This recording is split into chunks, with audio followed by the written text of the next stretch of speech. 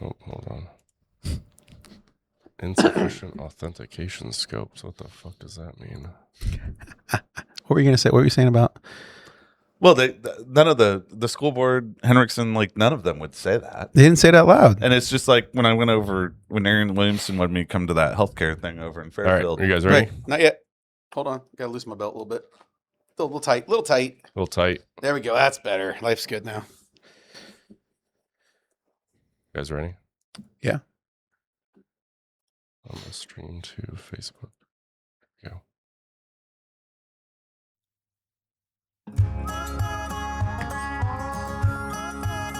National math scores are slipping, but we're better than ever at division. No, something about this isn't adding up. Every day is a new battle. Welcome to the Three Rural White Guys podcast. We're live on your favorite social media and podcast. How are you, Mike? I'm doing good. How are you doing, Jacob? I'm fantastic. How are you, Kellen? You know the music's still on, Kellen, right? I do, yeah. Yeah. I like it. Don't get me wrong. Thank you, Chris Housman, for our introduction music here. This is Chris Housman's Up and Down. If you haven't checked him out yet, Google him. Go to Apple Music, Amazon Music, wherever you find your music, and check out Chris Housman. He is a fantastic country music singer out of Nashville, originally out of Kansas. And he's been on our show before. And he is kind enough to provide us now with his second theme song for our show since we started over 6 years ago. He's pretty awesome. He is awesome. My name is Mike Heaton here with Jacob Dodds and Kellen Gracie. We are the Three Rural White Guys. How you guys doing? You know, I'm Yeah. okay. How are you? There's Kellen. I'm gonna be because I gotta man the board here. Yeah, right? Kellen's So our producer. Kellen's over there in mission control. You're gonna Yeah. see my bald spot. Well, you can't really see it, but I'm gonna point it out anyway. And we got Jacob Dodds. Fresh off a 400-mile drive today. Nice. Nice. Where did you go? Corning, the birthplace of Johnny Carson. Oh, really? Johnny Carson's out of Iowa. I didn't know that, actually. Yeah. I didn't know that. Yeah. Nice. Yeah, Corning, Nice. little town in southwest Iowa. The Three Rural White Guys are just three guys, sometimes in our garage, sometimes in a studio, drinking beer and talking politics, mostly rural politics. What are you drinking tonight, Mike? We're fresh off Cinco de Mayo. So I am rolling with my Cayman Jack margarita. Normally I have a beer, but or a cider or something, but This is today not a paid official endorsement. it's not a paid official endorsement. It's just leftover from Cinco de Mayo yesterday, where we celebrated not the Do you know emancipation of Mexico. Do you know what Cinco de Mayo means? Yeah, it means May the 5th. That's right. Yes. But it's also not, people think it's Independence Day for Mexico. It's not. No. They won a war. They won a battle. No. So- Yeah, it wasn't even a war. They actually lost the war. Oh, they lost Yeah, it? They lost the battle? That's right. No, they won the battle. They won the Battle of Puebla. Is that what it was? And the city, the town of Puebla, big into Cinco de Mayo, but basically the rest of Mexico doesn't Hey, really wait. celebrate it. What? Yeah. Cinco de Mayo means the 5th of May. Yes. Mhm. Yes, Jacob. I wasted a whole jar of Hellman's, What? dumping it down the sink last night. What do you eat? What are you talking about? Nice. My bad. If you need some credibility, guys, we're not lacking it. I apologize if we just seem like three dumbasses on podcasts. I guarantee our significant others think that. They think that we're just dumbasses with microphones, but and many people on our social feeds as well. If you look deep enough at some of them, hi Ron. But he's gonna say we called him out again too. It's gonna be sort of fun. I like Ron. He thought last week was our first episode. Oh, ever? That's right. He said, yeah, they dedicated the very first episode to him. Mm-hmm. Yeah. No, we've been going for about 5 years now. five and running. Yeah. Kellen Gracie has a PhD in American politics. Sometimes, if he feels like pulling out of his pocket. The guy is heavily published and also knows what the fuck he's talking about when it comes to American politics. Sometimes. Jacob Dodds is an expert in rural healthcare, and if that's an understatement, quite frankly. I don't know about that. Yeah, he gets called in to speak at certain conferences and things like that, and he's been in, especially in the emergency field of rural healthcare for decades now. I believe 25 years. Yeah, you've seen some shit. I believe he's known as a ditch doctor. I believe he is too. That's what my license plates say. Oh. Yeah. I wasn't going to toss that out there because people. track you down now. You know. Yeah, it's not that hard. We're from Mount Pleasant, Iowa. See if you can figure out who we are. Good job, guys. My name is Mike Heaton, and I am. I don't know. I don't really have the creds that these guys have, but I've been. This. I've what? This. I'm a co-host. There you go. I'm a co-host of And the show. You have a nice graphic I can put over top of your name. Yeah. I've been all around the world. I worked for UNICEF for quite a few years. I understand international development, community development pretty well. Been involved in the nonprofit sector. Have a master's degree in it. And ran for office on the Democrat side in the rural community. So that was an experience that we all sort of did collectively and a lot of fun. That's so right. We're not coming here with lack of credentials. We do think we have something to share. A lot of our followers and what we call sort of collaborators, quite frankly, because they give us half of our content, believe as well. Yep. That we have something good to talk about, and we can represent, especially the white male, non-sold on hypermasculinity and bullshit shit that the Republican Party tries to spill at you all the time. That contingency of America, rural America. We have logic. We think through things. We have wisdom to the best of our knowledge, and we can actually look at things critically and not just go along with it because Donald Trump told us to, our own orange god told us to. Yeah, fuck that guy. Fuck that guy. Yeah, that's where we're at right now. So anyway, we are three Real White Guys, and today, this is actually a pretty fun topic. We are going to talk about golden ballrooms. Well, it's not that fun. I don't know about fun. Fun? We get excited about it. Now, not necessarily happily excited about it, but Worked just up. excitable. Yeah. Right. Jacob, you're the one that wanted to talk about this issue from the very beginning because you think it has a significance on a lot of issues in terms of how we are being governed right now by the elite. Hold on. Explain? Before. Yeah. What are you drinking, Jacob? Oh, yeah. Oh, yeah. Because last year you were drinking light beer. You got some shit in the comments. I still am drinking. Oh, light beer. look what? But it's leftover Cinco de Mayo, right? Yeah. Some Modelo? I had my Oh, there it is. my Oh, last there it is. Modelo during pre-production tonight. So Oh yeah. Now what are you on right now? You're drinking a Michelob yeah, again? no, this is Yingling Flight. Oh, Yangling. Nice. Now that we can get that here in Iowa. About time. Yeah. Now, let's just be clear. We took shit for that. Well, you took shit for that, but it's a Yingling. They're actually pretty good. Yeah, As opposed to Republicans who like younglings. Well, I'm sure we're going to probably have some.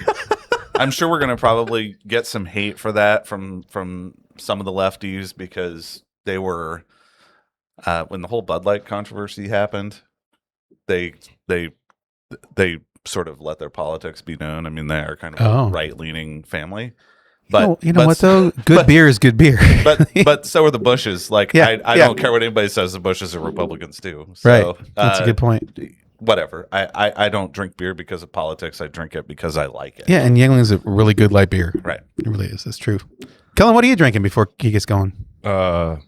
Times are rough around here, Mike. I'm hitting the natty ice tonight. Holy shit. Yeah. Yes. $7.50 a 6-pack tall boys at the gas station. The true Midwestern. You're not even in college anymore. You used to be a professor in college, but like I was gonna say you didn't pick that up at the Come and Go on Burlington Street in Iowa City. More like the Fast Break downtown Mount Pleasant. Same thing. Same thing. You know? Similar vibe. We love the Fast Break, and the Come and Go on Burlington is great too. Well, it's not Come and Go anymore. It's Maverick. Oh yeah, they changed it, didn't they? Nice. Some bullshit. Yeah, that was yeah. We'll go there later some other time. Ballroom. Maverick Ballroom. Let's talk ballroom. Yeah. So the ballroom. So I mean, we are kind of within the news cycle. We're sort of bombarded by this kind of just craziness every day, right? Like it's something new. So when something about this administration comes up in the news cycle, it's usually gone within 24 hours because something even more crazy and outrageous has kicked into play. Right. The ballroom certainly something that keeps getting talked about. Trump brought it up after his alleged assassination attempt. Take a moment on that one. Just take a moment. The direction they go after his life was threatened, allegedly, because it is weird watching the security footage. It's just fucking weird, that whole scenario. But his life was threatened. They rushed him out as if he might get shot. And they went into a press conference where they touted a ballroom. Yeah, that was the topic. This was why they needed the ballroom, was for safety. I'm just going to jump in here real quick and say that event had more than 2,400 people, and the proposed ballroom could only fit less than 1,000. Just FYI. Yeah, and it's 90,000 square feet. Despite that, it's 90,000 square feet. That's like the size of a Menards. For our listeners who are not from the Midwest, Or a Lowe's or a Home Depot. The size of your nards? Yeah. Come on, everybody knows what Menards They should. If they don't, we're sorry, everybody. You save big money at Menards. save big Always. money. Yeah. Not sponsored by Menards. not sponsored by. I doubt we're going to get their sponsorship now. But my point is you know, this has been brought up, and I mean, this was like one of Trump's first like things, right? Like he pretty much snapped his fingers and said, "Tear down the East Wing and start building this ballroom." Yeah. And there was the initial sort of pushback about, well, how much is this going to cost? And of course, it was, oh, no taxpayer dollars are going to this. It's 100% donation. Which, like, right there, what? $300 million, whatever. I'm not going to sit here and say that like, I mean, I honestly was kind of surprised that there wasn't a space at the White House large enough to have those kind of events. True. I'm not saying that we shouldn't have this, but There is literally across the street in like 5 different hotels. Right. But, you know, yeah. But nonetheless, like, what is? I think this is a bigger. I think this reflects on sort of the whole issue that we have with the Trump administration is the fact that, like any construction project, especially a federal construction project, takes years to plan. I mean, have you seen our Amtrak station? That's like a 5-year project. Based on you have to infrastructure go dollars. through. You have to go through all these approvals and permitting, and Right. you have to like make sure that there's not like some endangered tortoise in the area, like. And Trump just snaps his fingers, and down comes the East Wing. Mitch and- McConnell is still in office, right? I was trying to come up with something that I thought was funny, and you got it for me there, Kellen. Well Sorry. done. Well Sorry. done. No, that Sorry. was great. But That was great. nonetheless, I mean, my point is they're moving forward with this, and it's taken people suing and judges intervening to try and stop it. And Which now was too late because they'd already torn it down. yeah, the East Wing's gone. That's the other thing too is here we have this historical building that is the people's house. And, yes, presidents have always made little changes and adjustments here and there for different things. They have the right to do like interior decorating, but this is pretty significant. Sorry. So I guess what I'm getting at is this is really reflective of the whole issue with the Trump administration is that all of these norms and guardrails and things that we thought were supposed to sort of protect us from this kind of ridiculousness are not there. Like they were a mirage. It's been a gentleman's agreement for the last 250 years that we'll stay within these guardrails to maintain democracy. Well, I mean, you're talking about norms, right? And norms have been the number one casualty, I would say, of this administration, just in terms of political norms, social norms, whatever it may be. Well, there's no checks or balances, right? I mean, the things that are supposed to be holding this in place. I mean, we have plenty of instances where it appears that the emoluments clause has been violated. Like Right. Trump's profiting off of the presidency, his children are profiting off of the presidency. Well, at this point, I don't even know why we bother with the emoluments clause, right? no, Right. Given what No. this administration So, says. but let's break that down for a second.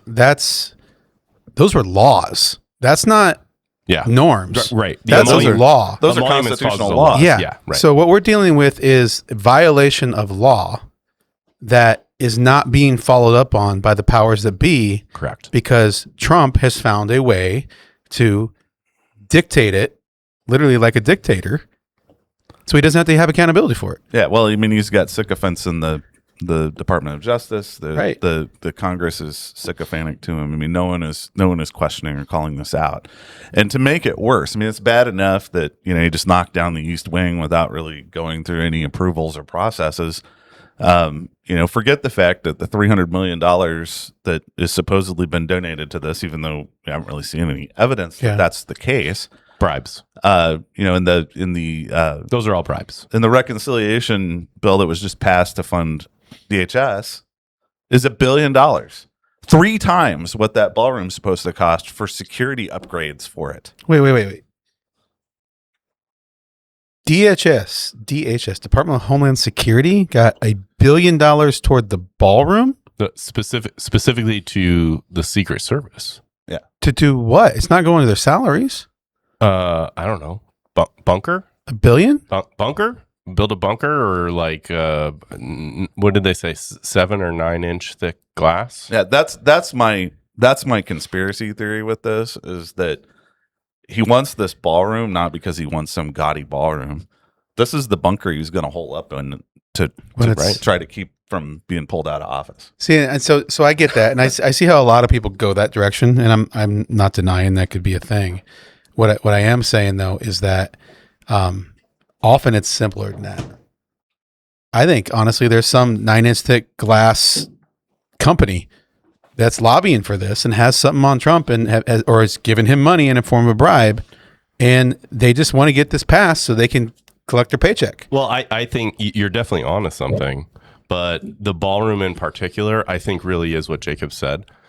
He is building this ridiculous ballroom with a state-of-the-art, top-of-the-line bunker down there so he can hold up in the end of the Republic. But I think what you're referring to, Mike, is really more in lines with the congressional line of funding around the DHS reconciliation. Which is? Well, this is the bill, I think, Monday. Monday, they just put the text out for the reconciliation bill, the budget that allocates $72 billion in total spending towards DHS, and in particular ICE and will you give me that number again? The $72 billion with a B? With a B. Yeah, B. $72 billion. Okay. $billion. Yeah. So 15 of that is for salaries. And wait, what? So wait, hold on. I think I know where you're going with this. Let me get this right. 72 billion minus 15 is what? 57, right? 50. Wait. So 57. Carry the 3 divide by 7. Yeah, 57. No dividing there at all. It's just minus. That's okay. Sure. Yeah. Natty Light, ladies and gentlemen, Natty Light. Ice. Natty Ice. So, but the vast majority of those funds are not going to salaries. Right. That means they're going to things. Actually, I have the numbers right here. Okay. Yeah, 15 billion are for salaries, 28 for detention and removal operations, which includes 50,000 detention beds. An additional 22 billion for border tech, which includes sensor networks, drones, and surveillance towers. Those are the contractors. Those are the lobbyists. Hold up, though. I thought we had 0 border incursions. We allegedly. That's what we were told. Allegedly, yeah. 0. Right. So why do we need tens of billions of dollars in new tech? Well, there's another 7 we didn't account for. Oh, what do you got? That was for wall construction. Just wall. Just wall. 7 billion for wall. Another 7 billion for wall. I thought we didn't need them. I thought we had already stopped the border incursion. Yeah. No, I thought Mexico was paying us for that. No. That would be very silly of you to assume. Modelo. The cerveza choice. My bad. Okay, so basically what this is it's a payoff to a shitload of... There's $57 billion going to lobbyists, contractors, and the above. Out of this. For a emergency that they've literally said they've already ended. Yeah, they fixed it. They fixed it on day 1. That's what they said. Day 1.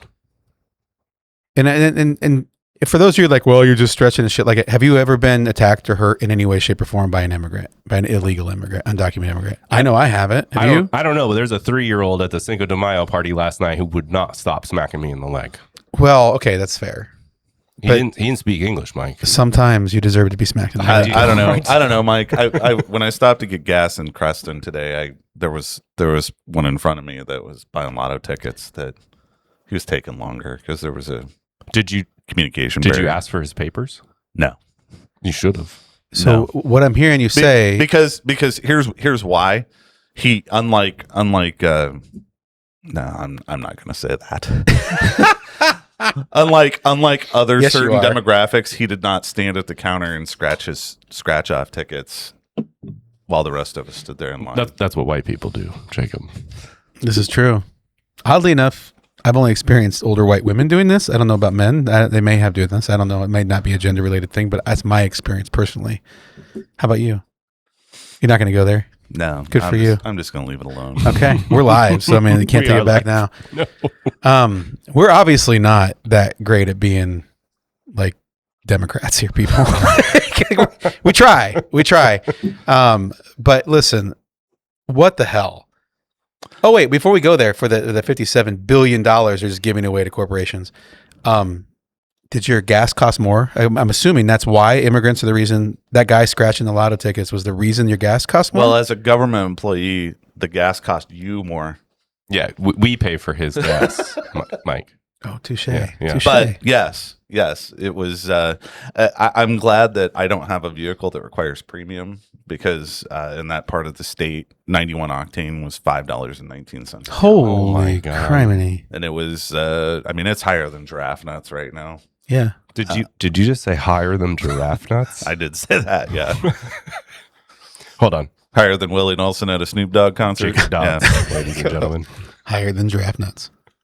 Yeah, I mean, it is. It's. I mean, for when everybody was putting I did that stickers, with Biden on all the pumps. I don't remember. Like, I could be wrong. I went back and tried to find out what the gas prices were in June of 2022. Yeah, around here, you mean? Yeah. Yeah, I also tried to do that, and I couldn't find a reliable source that I believed, because I get the same number you did, which was like $5.25. Yeah, but I don't ever remember them going over $5. No, me neither. And diesel's approaching $6. Yeah. It was $5.98 in Creston today. So yeah, I rolled downtown Mount Pleasant, and it was $4.09, $4.10, whatever. I mean, you think about somebody that owns like a trucking company, Yeah. like even if they're like running like dump trucks or something like that. I mean, Right. there's like 100-gallon tanks on the side of those Oh, my trucks. God. I mean, Right. that's $600. Wow. So, when you call to get black dirt or gravel delivered to your house to redo your driveway this spring, and they charge you $400 for the load, like, Yep. Well, that's the thing I think a lot of people don't realize is it's gonna impact everything, because anything you buy at any store anywhere in America is shipped on a truck at some point, Right. and that truck runs on diesel. And don't even go into like agriculture. Holy crap. yeah, everybody's planting right now. You know how many Right. tractors I passed between? Which run on diesel mostly. Yeah. Yeah. Well, and fertilizer costs. Right. Fertilizer costs are through the roof. And the trucks to pull the fertilizer run on diesel. Oh my God. Like the And then when they start putting fungicide on with airplanes, the airplanes run on diesel. Jet A, Well, they run on a different type of diesel. but turboprops that run on, yeah. Yeah, we don't need to get into Spirit Airlines. I think this is a great time to pivot, though, guys. Yeah, what do you got? Well, we've talked ballroom, we talked ice budget, right? But we can't have healthcare. And we definitely can't. So last thing I'm going to say about this, put this in perspective: $70 billion for this DHS funding measure. Yeah. The Rural Health Transformation Grant nationwide for the next 5 years is $50 billion. Okay. So we have invested. The federal government has invested less in healthcare than it has in immigration enforcement, when we supposedly had 0 border incursions last year. 72 billion. Right. Oh yeah, And just to $2 billion, that's pocket change. put a bow on it, the crisis is not because any of us are impacted by immigration. The crisis is because a bunch of very, very elite companies that have the president's ear want to make more money.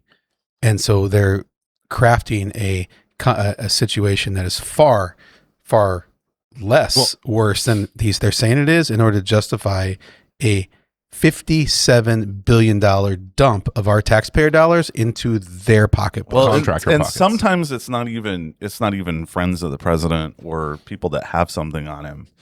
Kellen, I think you probably know more about this because I think you posted something about it. But the Trump boys, Eric and Don Jr., they invested in a drone company, did they not? That just got like a multi-billion-dollar contract. No, it was only 25 million. Oh, Oh, only. Yeah. So a little bit of money, but yeah, the Trump sons are part owners. I don't even know exactly.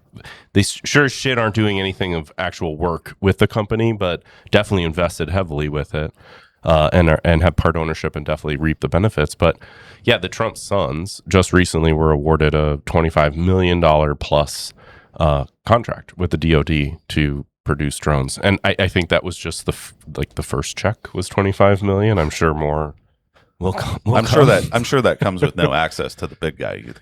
The big guy. Yeah, the big guy. Remember that? Yeah, I do Very, remember that. very big guy. Big guy. The big guy. Dude, Well, McDonald's anyway, big I was guy. trying to pivot us, guys. Yeah, pivot away. I was trying to pivot us because this hits home, right? Well, it did. And absolutely did, right? And the overall pattern here is what I'm trying to draw attention to. And we talked ballroom, we talked ICE budget, we talked corruption in terms of nepotism and just handing out paychecks to family members of the president. Just absolutely fucking ridiculous. Yeah, blatant, open, no longer even trying to hide in it. Absolutely fucking ridiculous, right? Right. And ultimately, what I'm trying to get at here is there are costs to this, real human costs Right. to this. And by this, I mean this pattern, this song and dance that the GOP has been playing, especially in the last 5 or 10 years, all around. We need to slash and cut services, and all in the name of providing tax breaks for the wealthy, for the donor class. And here at home, it hit us. It hit us recently. And that same approach, it occurs at the national level and the ballroom and the ICE budget and all this. And it occurs at the state level too. And here in Iowa, and I'm sure in a number of other states, you have tax breaks getting handed out to the rich in various different forms at the expense of schools, hospitals, at the expense of water quality, air quality, whatever it may be, civil rights even. Mm-hmm. And there are real impacts to this. It's not just, it's funny that these people are benefiting from this and pocketing this money and oh no, what are we going to do? There are real impacts downstream from this type of grift and corruption. Right. And to be clear, grift and corruption on a party scale. Right. Both parties have had people in them that were grifters Absolutely. and corrupt by all means. There's been examples in both parties and every party we ever had in American history. There's been examples of assholes, right? But this is done on a party scale as a strategy of the party itself, of the Republican Party. So those are like, well, both parties are the same. And look at Schumer and Nancy Pelosi and all that kind of crap. You know what? They may be a little corrupt. I'm not going to say they're not. But by and large, Democrats aren't behaving like this, to this level of just blatant disregard for corruption, turning a blind eye to corruption. And now we're at the point where they're gaslighting people about it. It's blatantly happening in front of people. And they're like, no, it's not. It's not happening at all. You just don't understand politics or economy. So I would like to introduce a new segment. What do you got? I have a new segment. You ready for this? I love this producer thing. This is nice. What do you got? Well, we upped our game a little bit, getting a little classy. Look at this. Getting a little classy. Rich man's yard sale. So every week we talk a lot about how government and especially the GOP is trading off all the things that benefit the working class, schools, hospitals, water, so on and so forth, for tax breaks for the wealthy, for the rich, for the donor class. And so I think this is it deserves its own little segment on our show, the Rich Man's Yard Sale. So each week we're going to bring to you a story, a example of exactly what we're talking about right here, where the rest of us have to deal with the consequences and the expense, the aftermath of the GOP and Republicans handing out tax breaks and benefits to their rich buddies and the donor class. And welcome to this week's episode, or this week's segment of Rich Man's Yard Sale. Now, do we each get one, or did we just come up with one collectively? Well, I figured we'd talk about the one this week. The big one? Yeah, the big one closest to us, dear to us here in town. Can I go? Can I go? Can I kick it off? Can I kick it off? Go for it, Mike. I'd love to. I want to go. Because I have this weird blend of like bittersweetness about this. There's no sweet at all to it, quite frankly. It's really sad more than anything else. But, I grew up here. I grew up in Mount Pleasant, Iowa. And one of our most endearing and long-held schools that we've had here was Salem Elementary. It's a town 8 miles south of Mount Pleasant. This is a town that was on the forefront of the Underground Railroad. We actually still have a museum there. They have their own library. They're for the size of community they are. They're an old Quaker community. For the size, they've had a major impact on civil rights, on history, on Iowa history, and they had an elementary school in the middle of that town that was the heartbeat of that town. The community built their economy through that town. Mm-hmm. It's a small town. You have teachers coming into town to teach. They buy stuff at the local store. They get gas. They do. They're involved because of the school. You mentioned the Llewellyn House and Yeah, the Llewellyn and House. the Underground Railroad. Yep. Okay, good. So like this is a very, very small rural community that stayed alive because of the school. And a week and a half ago, the Mount Pleasant School Board had to vote to close it at the end of next school year.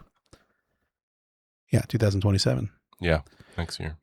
And it has been a controversial issue. People are upset about it, rightfully so, because they're losing their school, right? Like I would be pissed too if something I cared deeply about closed. If Mount Pleasant school system had to consolidate with Washington, I would be livid, right? And we had to travel up to Washington, of all places. Who would want to go there? Yeah.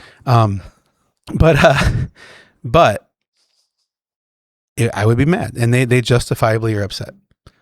But at the same time, I don't say bittersweet, but I will say it's very much a leopard's ate my face moment, because this isn't new. We have been dealing with slashes to our public services for the last 10 years in Iowa. Republican legislature has every single year made massive tax cuts, almost every year claiming we have the biggest tax cut in Iowa history, year after year after year. And when you keep slashing taxes, you have to cut services. Right. That's how it works. And you start seeing things cut. And we had this weird, ironic moment happening in Salem, Iowa, where they vote almost exclusively Republican. I ran in that district. I know the precinct vote and how it came out. You ran for office. I ran for office. Not Iran. Yeah, Iran's not in that district, and nor did I run through it. I'm not that healthy, unfortunately. But I did walk in the parade and things like that. But I ran and I lost that precinct pretty significantly because it's a heavily Republican district. Mm-hmm. And to say they voted for this is very true. This wasn't new. This happened. They keep slashing. And not only that, the guy I ran against, massively anti-public education. He won't stop talking about it. You went to a event the other day, Kellen, that he was talking at it, and he was demonizing teachers. So I think it's important to point out the cause of Salem Elementary, as far as what we literally, what we understand from the school district, the board, the school board who runs the school district spent a lot of time exploring this, trying to figure out what's going on, trying to find the source of the problem, right, and also trying to find the best solution. Right. And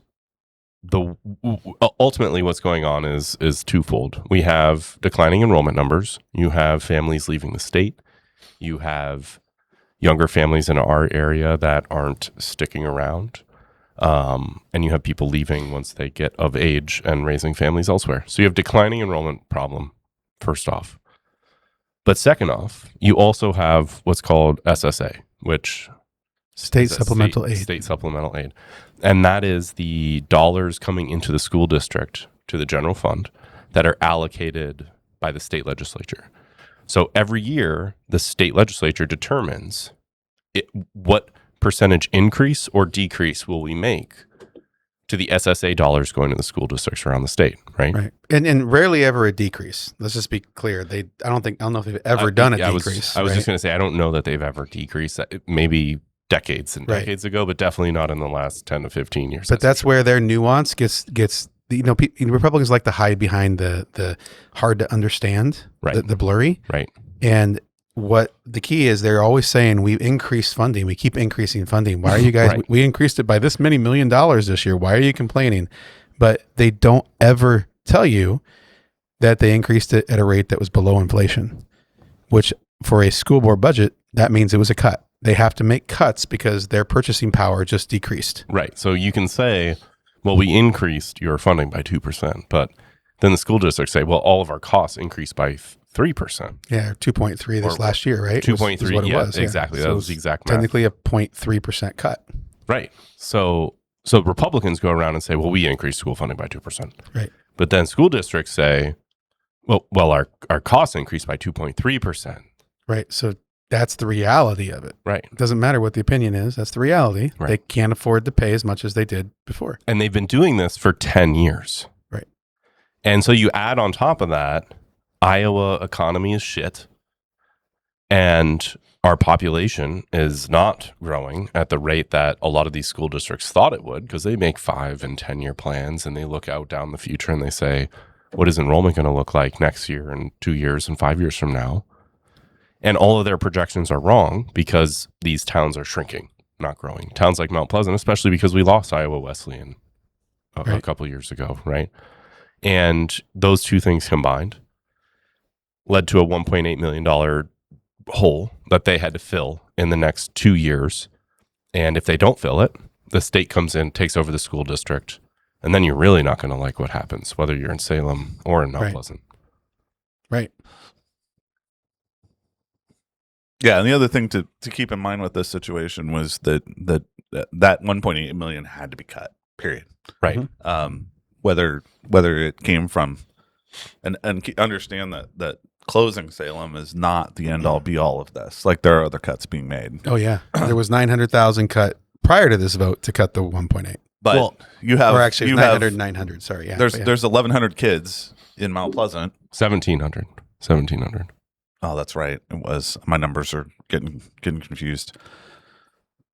Compared to what, 85 82. certified enrolled. 82 in Salem. Yeah. Yep. And so, I mean, I spoke at one of those meetings, and I didn't take a stand one way or the other. I just simply said to the board, I asked them not to make an emotional decision. There was a lot of emotion in the room that night, and I get it. And I acknowledged that when I spoke. But they have to think about the rest of the kids in the district. You know, they talked about some of the programs and positions that they would have to cut. If they didn't close the school. If they didn't. Yeah. Yeah. And when you I mean, I thought they did a fantastic job of going through the finances of that and showing that, you know, the cost per student, which is really how educational funding is calculated. Right. Per pupil cost. Yeah. It was one of the most expensive buildings in the district. Right. You know, which just comes from economies of scale, right? I mean, the fewer students you have in there, you know, your operations cost of keeping the building going and everything else is the same regardless. Right. You just have to start looking at it from an efficiency standpoint. Right. But one of the things that was really telling to me that night was, to your point, Mike, was our state representative was there. Yeah. Mm-hmm. And I've talked with several people. I mean, I got some hate for saying what I said. I had some people that reached out to me that appreciated that I spoke up and said something. But my one regret is that I didn't call him out. And I thought about it. But my regret was that I didn't call him out, because there was literally a room full of people that voted for him. Right. And they were angry about this decision that was being made. I saw some comments that were really, quite frankly, disrespectful to our school board and school And our administration. superintendent. Yep. That weren't really, they weren't coming from an honest place. Right. I know that this was an awful decision for that board to have to make. I don't envy being in their position at all. No one wants to close schools. No. Period. But he stood in the background. I mean, quite frankly, I was amazed that he had the balls to show up, because I would have been scared if I'd have been in his position voting the way I did for things, to walk into that thing. But, you know, as people were shuffling out, they were shaking his hand, thanking him for coming. And it's like, no, like, that dude's the reason that they're having this discussion. Literally the only guy in the room that could change anything. The only one with any power that lives in the district that could actually change the funding to keep the school open. So, Mike, did you see what he said is the reason? Oh yeah, well that's the reason why this is the closed? key for me, right? This is the part that really pisses me off. That's where the gaslighting comes in. Yeah, that's 100%. where they deny accountability. They don't take any responsibility for their actions, and then they start blaming other people. Now, Jeff Shipley's known. This is Representative Jeff Shipley in Iowa 87 House District, and he's known for going after educators. That's just his thing. He's known for going after school boards. Hates teachers and schools. And Anyone that calls him out on anything, he goes after and starts defaming them, starts discrediting them and whatever he can, because he is never wrong. right. He's very Trump-like in that context, right? Malignant narcissist. Well, I'll Jeff use Shipley. his exact words Yeah. to a constituent. Yep. I mean, Oh no, don't do it. no? No, don't do that. Okay.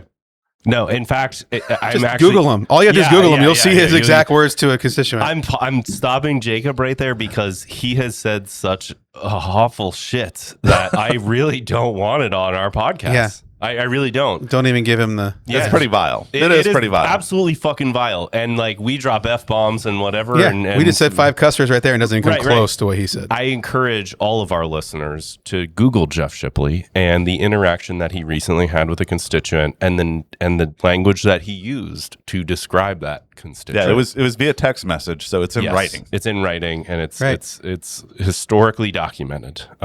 This state legislator interacting with a constituent and using the language that he used is I can't even. Yeah, it's bad.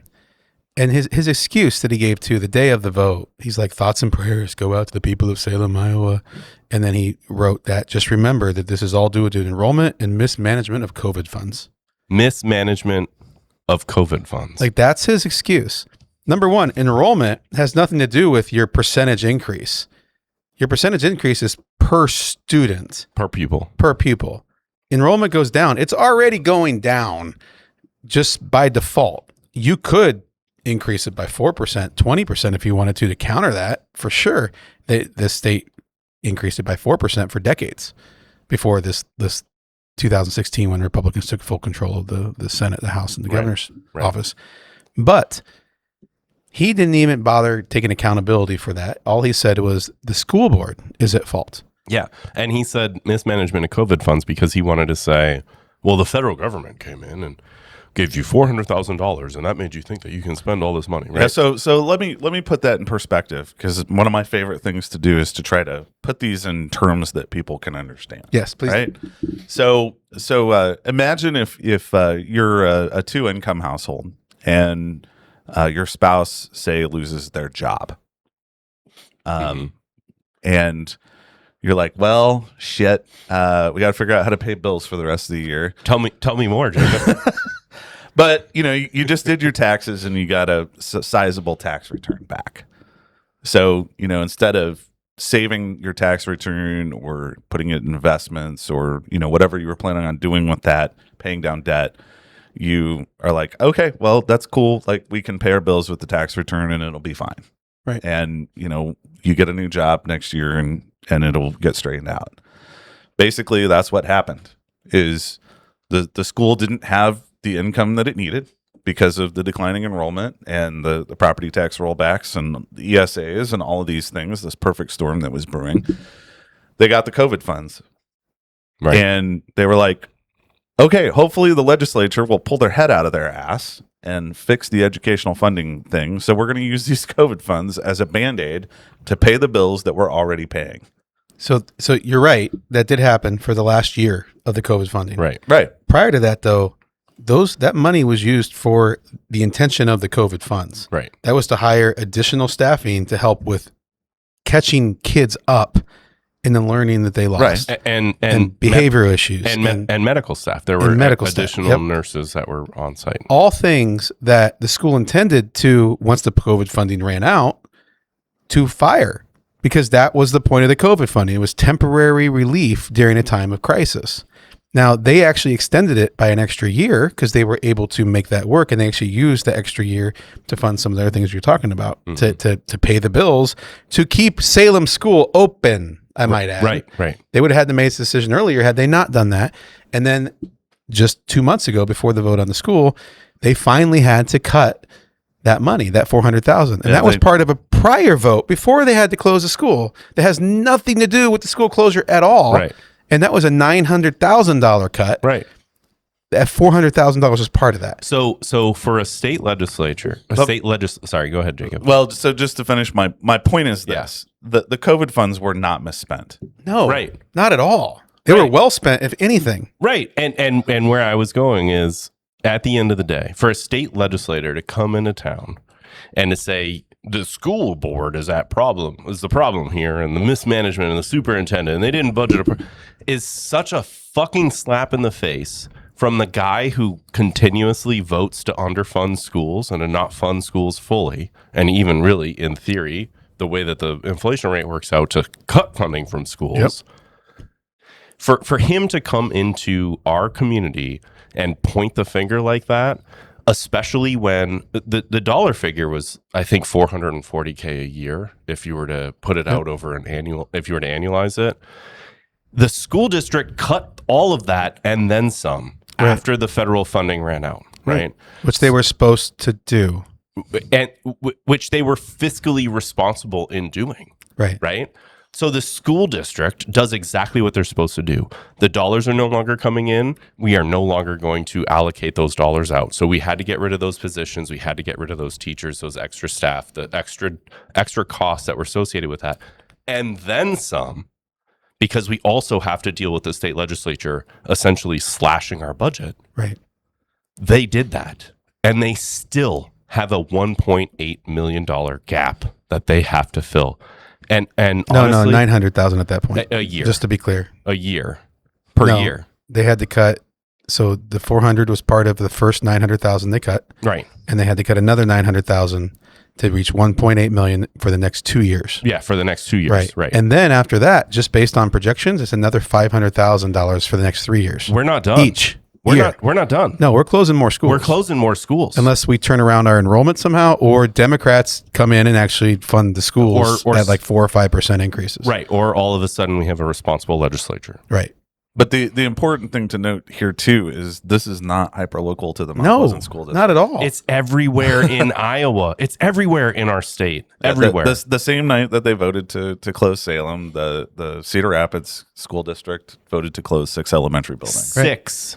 And then 3 days later, Iowa City, we found out, was not granted loans by their local banks in order to pay their teachers for the month of July. And I just read an article this morning that said 0 financial institutions will lend to the Iowa City School District. Right.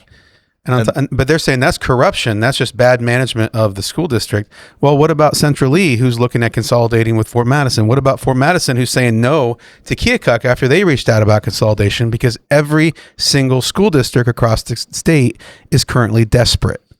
Yeah, and Iowa City went through what we just went through a couple of years ago. Right. And they closed Hills Elementary, which is also a small town. Exactly. 8 miles south Big of town. controversy. Yep. Exact And same scenario. It was very much the same emotional, heated debate with that. Right.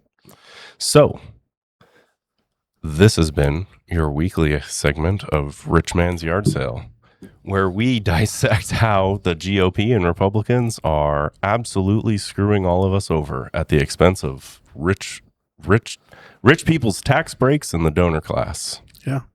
And that's really what it comes down to. That's really what it is. They have the ear of the legislature. They have the ear of the president, as we heard earlier, with the billions of dollars they're going to get in corporate payouts, basically, that have nothing to do really with security at all.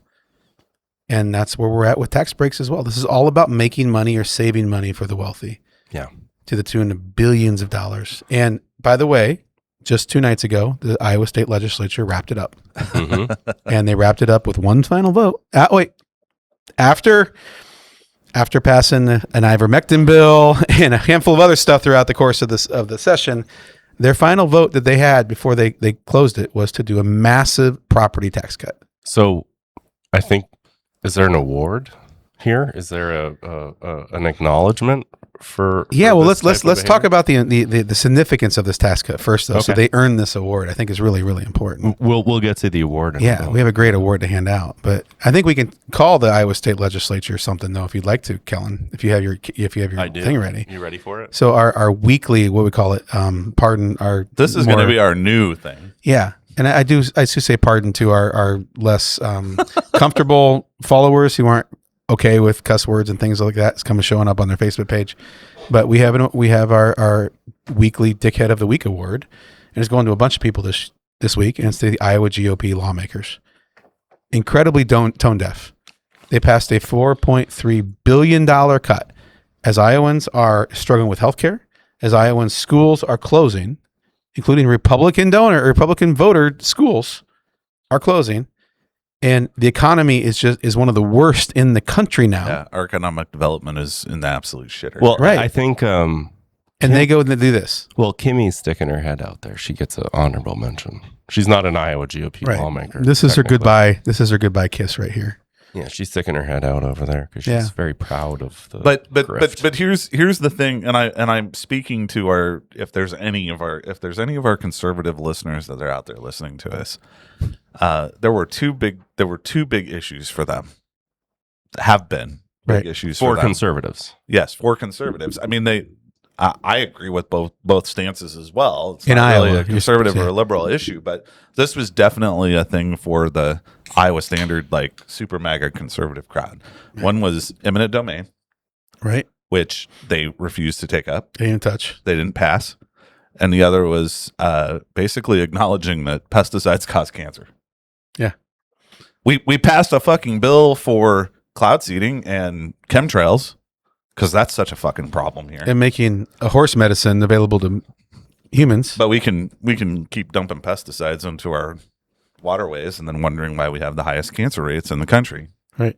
And we threw a bunch of money at cancer research, but we all know why we have the highest cancer rates in the country. Right. Well, It's pathetic. So they became our dickheads of the week, the Iowa State Legislature, for being incredibly tone deaf to what's going on in the state. Kellen, what did they get for being dickhead of the week?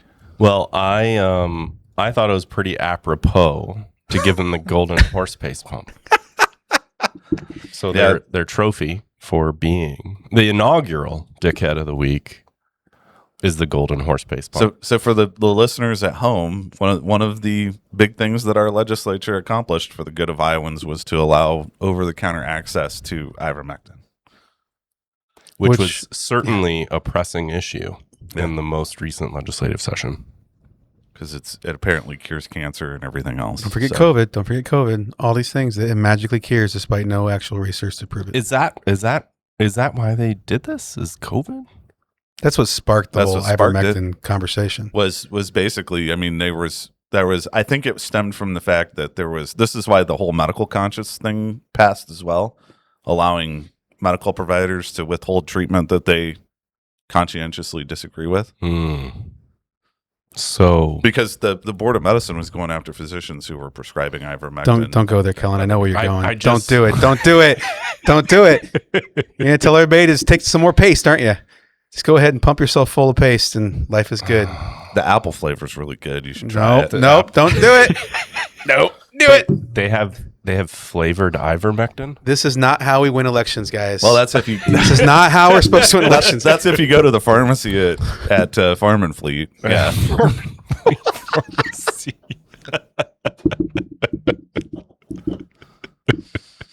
For the non-rural listeners, like that, the horse paste pump is a real thing. Like it comes in a great big syringe. Is it golden though? Is it golden? No, it's not gold. Oh, it's too bad. But yeah, it's flavored like because horses like apples. Yeah, that's fair. Do they? Is that a thing? Horses really like apples? Oh yeah. Apples and peppermints. Oh yeah. Peppermint candies. Do Canadians not have horses? Is this not a thing? No, we do. We're old enough to remember Mr. Ed, I think, is a thing. And maybe you don't remember Yeah. Mr. Ed, Yep. talking horse. I wonder what he would say about this. Well, I think he would be very proud. I'm just gonna put that up one more time. Oh, 'cause Wilbur. it's pretty glorious. The golden horse pace pump. Yeah. There's so many ways you could go with that too. Like Yeah. Mm-hmm. Yeah, we're not going to go there either. Well- It's not a family show, but still. We are definitely not a family show, but I just want to reflect on our inaugural winners of the Dickhead of the Week award to the Iowa GOP lawmakers for shoving through last minute late night bills and ripping away civil rights and all, I guess, in the name of easy access to horse paste. I don't know. Yeah. I don't know. And to take a I don't serious know. note, it's a $4.3 billion tax cut, guys. $4.3 billion taken out of our system that goes towards schools, and goes toward hospitals. after we have had expenditures exceed revenues for the last 2 years. Right. They had to pull $1 billion out of our emergency savings accounts to make this happen. Like it's incredibly irresponsible. No one runs a business like this in any way, shape, or form. This is 100% a tax cut for the wealthy. Well, thank God gas is cheap. Our schools are fully funded, and hospitals and clinics everywhere are operating with all the resources they need. Okay, Kellen, I see where you're going. I think you're going to close this out, but I cannot get out of one episode without being just a little bit critical Of me? of Democrats. You're going to go after my bald spot, aren't you? My kid talks about my bald spot all the time. You can go after your high giraffe balls. My high giraffe. No, so I actually I have a worse euphemism for that, but I What's wrong claim with that? So listen. I'm a Democrat. I'm a registered Democrat. Mostly because I can't morally be a registered Republican anymore. I used to be. I grew up Republican. Not going to deny it. Not ashamed of it. Back then, it wasn't this bad. It still had some issues, but it wasn't this bad. A lot of Democrats voted for that property tax cut Mm-hmm. because it'd be political suicide if they didn't. Because there was it was like what, 41-1? right Yeah, only one vote against, and then there was Yeah. like 8 abstentions or in the something Senate. like that. Yeah. And with all due respect to Democrats, also have some fucking balls or spine or whatever it takes. I don't want to be sexist about it. Like, stand up for our fucking state. Right. I'm sorry, people are having to pay higher property taxes, but guess what? They're not paying higher income taxes, so it balances out. And the people that get the best benefit are the wealthiest taxpayers. And I know you're going to lose their damn votes if you do. Actually, you're not. You're from Democrat districts. You're not going to lose. Sorry. Well, to So, me, like- the problem gets worse because if you don't fully fund schools, They close. they close, and Yeah. and they provide worse service. Right. So young families leave. So there's a smaller tax base. So there are fewer Right. people paying into the pot. Right. Right. And ultimately, you have to make the decision: are we going to fully fund schools or not? Yeah. And for those people that are complaining about your property tax, like, oh, well, you know how much money you fucking saved by not having to pay your income taxes now that they got rid of the progressive tax system? Like, you have to pay it somewhere.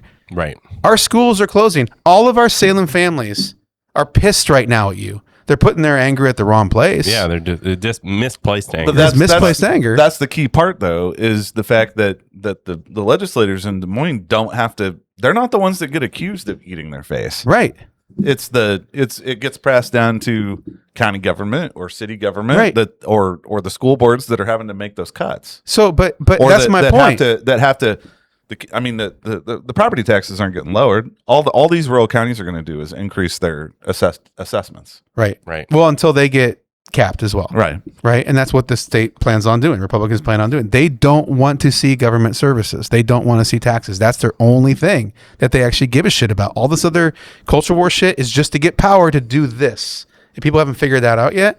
But what I'm pissed about is this is a grand opportunity for Democrats to point that out, to educate people, to vote against such a massive slash to our government services, to our teacher salaries, to our health care, all those things, and stand up for them and say, you know what? I know this hurts, but like, it's okay because our schools matter. It's okay because we need health care, because if we don't have those things, it gets worse. And they didn't do that. They're like, oh, we know our constituents don't want to pay property taxes either. I'm like, what the fuck? Don't become Republicans. We need those services. Right. We need those things to happen. There is a balance. You don't have to be extreme. You don't have to be like, we need to tax everybody and tax people all the time, like kind of shit. Right. But we're way past that. We are on extreme right now that is beyond okay for Iowa, for Iowa's children, for our elderly, for our rural communities. We have more than passed that time. And we're still supporting it as Democrats, despite us saying we have any kind of civil or moral superiority. And I'm pissed. I'm pissed at all of them. So, I haven't been paying attention to the comments, but now I'm jumping into the comments. Oh, nice. What do we got? We're gonna wrap up here in a minute because we're closing it on an hour already. But I know I just got a lot of people pissed at me too. Sorry, guys. I'm just that is what it is. no. We didn't even jump into vouchers and the ESA and how Republicans have just shuffled. But let's be honest about that. Doesn't really impact rural communities. That's as right. much. That's right. That's not as it is. It does hit, but that hit more. That's Iowa City, Cedar Rapids, and they talk about that. That's a legit concern. That's why they're closing schools, ESAs, and vouchers for sure. My favorite comment from tonight. I'm gonna guess this is somebody. Switch your camera to you, Kellen, so people can see. There you go. Yeah. I think this is a mega person. Ivermectin is a great idea for these fools. At least they will be wormed, not dewormed, wormed. Like that. I don't think that's a MAGA person. I think that's a misspelling. And But then he followed up. okay, what do you got? Follow up comment. So the global warming deniers are the same folks who think Trump will eat their ass and suck their dick.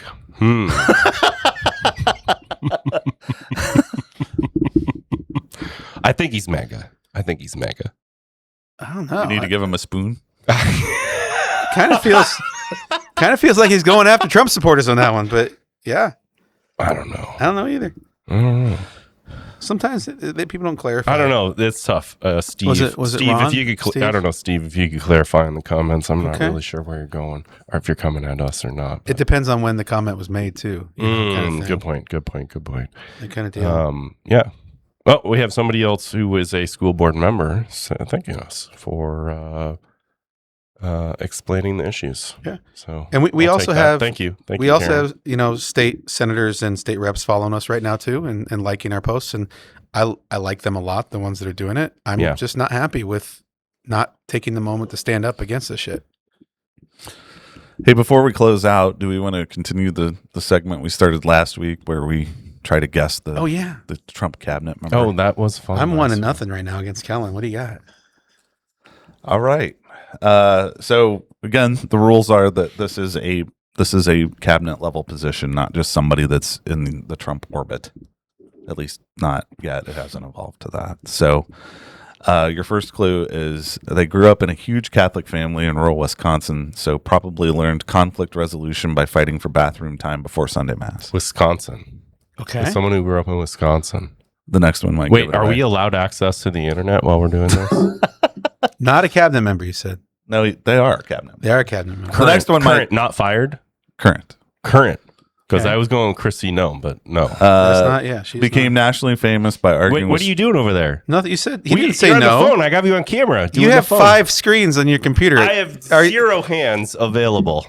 You This- literally made an app with your Okay. voice at one point in time. I'm just saying. So this next one might give it up. Yeah, what do you got? What do you got? Like this is pretty I'm just looking up who the cabinet pretty members on are. point. Became nationally famous by arguing with strangers on MTV before somehow ending up in national politics. That's Sean Duffy. Yep. Damn it, you got it before me. See, I didn't even need the phone, Mike. If I come around there and see your screens and there's a big picture of John Duffy at Mass, I'm gonna be like, He has the vibe of a football coach who also teaches civics. It's Sean Duffy. Yeah. Yep. Real World, MTV. Sean Duffy. 1997. Yeah. We have a reality TV presidency, literally quite literally. WWE, MTV, Real World. Yeah, That's our cabinet right now. that's our cabinet. Golden ballrooms. Thank you for joining us on the 3 Rural White Guys podcast. We will see you next week. A shout out to Chris Housman for our theme song, and we'll see you all next week.